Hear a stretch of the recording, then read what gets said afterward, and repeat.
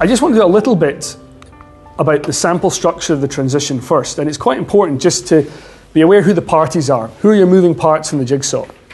The obvious one is there's the company, it's usually a company, but the organisation whose ownership is in potentially going to transition. You've got the owner or owners who own the company as at today.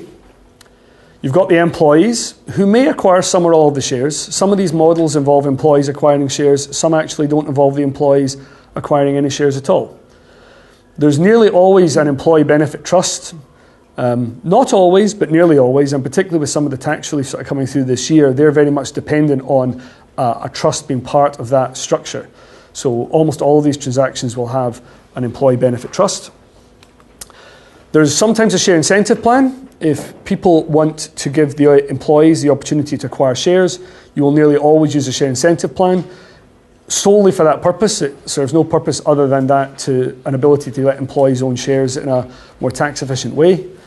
And then there's a funder involved in this, which may be a bank, it may be one of the specialist funding providers, or indeed it may be the vendor themselves. But these are your main parties that will sit within that structure that the transaction will be based around.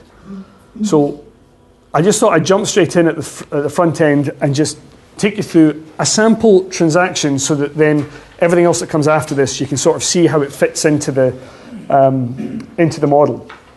So you've got your owner, you've got your employees. You would often establish a new employee benefit trust, set up a new share incentive plan. There may be a bank involved. Whether the bank's involved or not often depends on the business's attitude to debt. Some people actually, a lot of businesses at the moment are actually preferring to self-fund.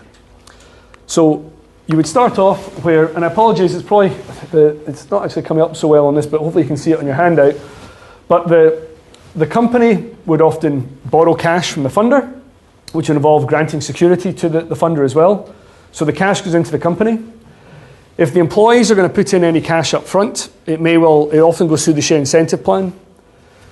The company then contributes that cash to the employee benefits trust, or a company owned by the trust. It depends partly on the structure, but basically the cash goes into the trust. The company can either lend the money to the trust, or they can do it as a gift, a contribution. Then the shares move around and the cash goes up. So the cash goes from the trust up to the owner. The share incentive plan transfers cash to the owner as well, and as well as cash, that might well be debt going to the owner as well if the owner is in fact the funder. In exchange for that, shares will go into the trust and shares will go into the share incentive plan. Some people don't put the share incentive plan until later in the day. They just use the trust as the vessel for 100% of the transaction up front. And in some cases, the owner isn't disposing of all their shares. They might be disposing of, say, 75% or just a majority. The new tax relief that's coming in effect later this year, where you can sell your shares into the trust free of capital gains tax, requires only that a majority of shares go into the trust. So some people, that's a reason for them just doing a majority. So on a very simple, not all transactions are alike, but this is just one example of how the money moves and the shares move.